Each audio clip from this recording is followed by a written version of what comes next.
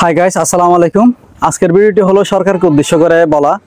কারণ বাংলাদেশে যে কোনো প্রান্তে এখন যাওয়া আসা করার সময় দেখা যায় বিভিন্ন জ্যামজট, ঘন্টার পর ঘন্টা জ্যামের মধ্যে আটকে থাকতে হয়। কারণ যথেষ্ট পরিমাণ ট্রাফিক পুলিশ না থাকার কারণে এখন যে কোনো জায়গায় জ্যামের কারণে সময় নষ্ট হচ্ছে, মানুষের জীবনের অনেক সময় অপচয় হচ্ছে এই জ্যামজটের কারণে। যেখানে 1 ঘন্টা যেতে পারবে সেখানে এমন হচ্ছে 5-6 ঘন্টা লেগে যাচ্ছে। প্রচুর জ্যামজট বাংলাদেশে। তাই আমি বলবো, বাংলাদেশের যেসব ট্রাফিক পুলিশ নিয়ন্ত্রণের দায়িত্ব করতেছেন, পাশাপাশি সরকারকে আমি বলবো, বাংলাদেশে প্রচুর পরিমাণ বেকার মানুষ রয়েছে। বিশেষ করে যারা আপনারা এই আগস্টের মধ্যে যে আন্দোলনরত ছাত্রছাত্রীরা রয়েছে, তারা ট্রাফিকের দায়িত্ব কিভাবে পালন করেছে আপনারা দেখেছেন।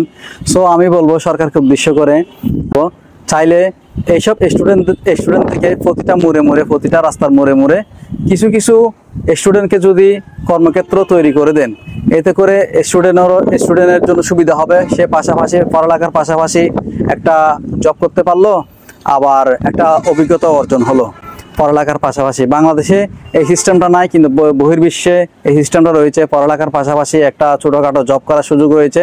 এতে করে সে তার পড়ালেখার যাবতীয় খরচ বা অল্প খরচ হলো সে নিবারণ করতে পারে, অল্প খরচ হলো সে জোগাড় করতে পারে। কিন্তু বাংলাদেশে পড়ালেখার পাশাপাশি কোনো একটা চাকরি করার তেমন একটা সুযোগ সুবিধা না থাকার কারণে বাংলাদেশের শিক্ষার হারটা দিন দিন কমে যাচ্ছে।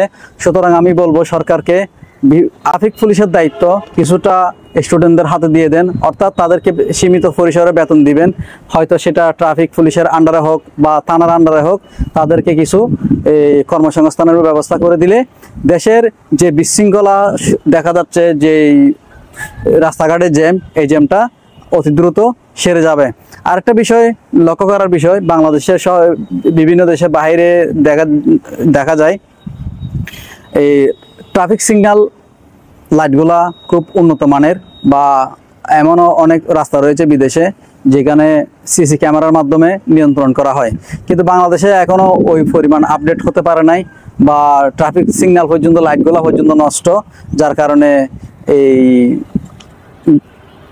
কারণে ড্রাইভাররা নিয়ম কারণ মেনটেন করে চলাফেরা করতে পারে না। সুতরাং আমি বলবো সরকারকে অনুরোধ করব, আপনারা ট্রাফিক সিগন্যালের লাইটগুলোর মেরামত করে সঠিক পর্যায়ে নিয়ে আসুন, এবং পাশাপাশি স্টুডেন্টদেরকে সুযোগ করে দেন পাশাপাশি জব করার জন্য, ট্রাফিক সিগন্যালের দায়িত্ব পালন করার জন্য। এতে করে মানুষের মূল্যবান সময়টা বেঁচে যাবে, মানুষের মূল্যবান সময়টা কাজে আসবে। আজ এই বলে সমাপ্ত করছি। আবার চলে আসবো কোনো একটি ভিডিও নিয়ে। আসসালামু আলাইকুম।